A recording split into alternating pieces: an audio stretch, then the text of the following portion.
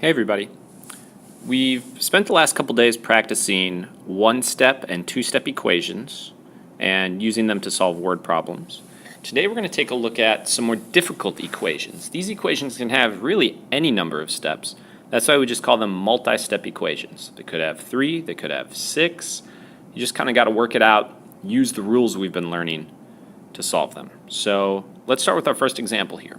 We have 8x minus 3x minus 10. Now, in order to solve this equation, sometimes it's easier if we draw a line down through the equal sign here to keep our two sides separate and make sure we keep everything organized. Now, on the left side of this problem, I have 8x minus 3x minus 10. I see a few different things that I might be able to do, but before I do anything, I want to make sure this side is completely simplified. If it's simplified, this problem will be a lot easier to understand. So the first thing I'm going to do, I see this 8x and I see this negative 3x, and I see that those are like terms. I can combine those. 8 plus negative 3 gives me 5x. Nothing's happened to that minus 10, so that's still present. And that all equals 20. And now, after simplifying, this is just a two-step equation. We know what to do with our inverse operations. We undo the subtraction. Those cancel. We have 5x equals 30, and we can divide our inverse operation of multiplication, and we get x equals 6. We can always check that by substituting it back into the original problem. 8 times 6 minus 3 times 6 minus 10 equals 20. 8 times 6 is 48, minus 18, minus 10. 48 minus 18 is 30, minus 10 equals 20. Ooh, and it looks like I'm getting close to what I need because I know 30 minus 10 gives me 20. So there we go. We have a true statement at the end of our equation, so 6 must be the solution because it's what makes the equation work. Now, on this example over here on the right, I see there's a lot more stuff going on. So I definitely want to draw my line, keep things organized, make sure everything stays on the right side of the equation. I know over here, it's still going to equal 46. Nothing can happen over there, but I can do some simplification over here. I can take this negative 2, and I can distribute it into these parentheses. Nothing's happening to the 6x. I get negative 2 times x, and negative 2 times negative 5. That's positive 10. Now this looks a lot like my first example. I have like terms. 4x plus 10 equals 46. We'll subtract 10. 4x equals 36. And then we'll divide. X equals 9. And of course we can substitute it. 6 times 9 minus 2 times 9 minus 5 equals 46. We'll do our parentheses first. 9 minus 5 is 4, so we've got 6 times 9 minus 2 times 4. We'll do our multiplication. 6 times 9 is 54. 2 times 4 is 8. 54 minus 8, of course, gives us 46. We have a true statement. That means we have the correct solution. Some problems might have more than one method that we can use to solve it.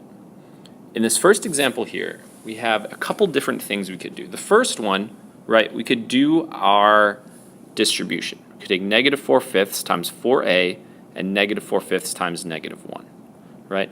Negative 4/5 times 4 would give us negative 16/5 a plus 4/5 equals 28.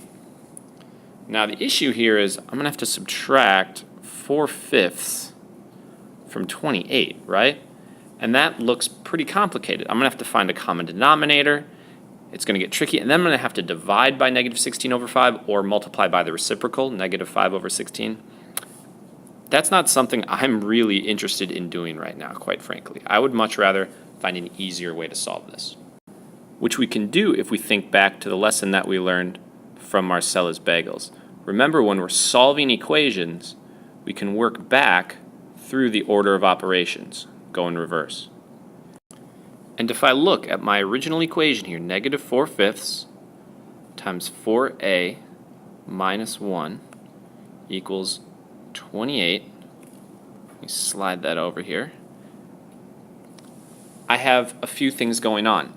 I have subtraction and multiplication inside the parentheses, and then outside the parentheses I have another multiplication. I'm multiplying by negative 4/5. Because multiplication comes before the parentheses in our order of operations when we're solving, when we're working backwards, I can undo this multiplication before I start working on what's in the parentheses. And we can do that the same way we always would, by multiplying by the reciprocal, negative 5 over 4 times negative 5 over 4. Now, negative 5 times negative 4, that's positive 20. 4 times 5, that's positive 20. This cancels out, and we're left with 4a minus 1 because we eliminated the multiplication outside of the parentheses. There's no more need for those parentheses. And now we just got to do 28 times negative 5 over 4. So if I treat this as being over 1, I can do some cross canceling. I know 28 and 4 are both divisible by 4. 28 divided by 4 is 7. 4 divisible by 4 is 1. 7 times negative 5 is negative 35. 1 times 1 is 1. It's just negative 35 over 1. And now I have a basic two-step equation. I can add 1 to both sides. And I have 4a equals negative 34. I can divide by 4. And I get a equals, now 34 doesn't divide evenly by 4. So I'm going to want to simplify this. I know I can divide both of these by 2. Negative 34 divided by 2 is negative 17. 4 divided by 2 is 2. And that's our answer. And I think this method that we used down here at the bottom, by getting rid of this fraction first, was a lot easier than working with all these fractions up here at the top. Let's try another one like that. We can do the same type of thing even if fractions aren't involved, because up here, once again, we have parentheses and then we have multiplication outside of the parentheses. If we're working backwards through the order of operations again, we can take care of that multiplication before we get to what's in the parentheses. So let's do that. This time it's negative 4 times the parentheses. I can just divide this whole thing by 4. Negative 4, I should say. And if I'm dividing by negative 4 over there, I got to divide by negative 4 over here to keep things equal. Negative 4 divided by negative 4 is 1. And we have negative x plus 3 equals negative 16 divided by negative 4 is positive 4. Now I need to subtract 3 from both sides.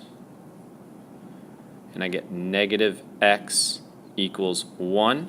And remember, negative x, when we have this negative sign in front, the multiplicative property of negative 1 says that's like having an invisible 1 here. It's like having negative 1 times x.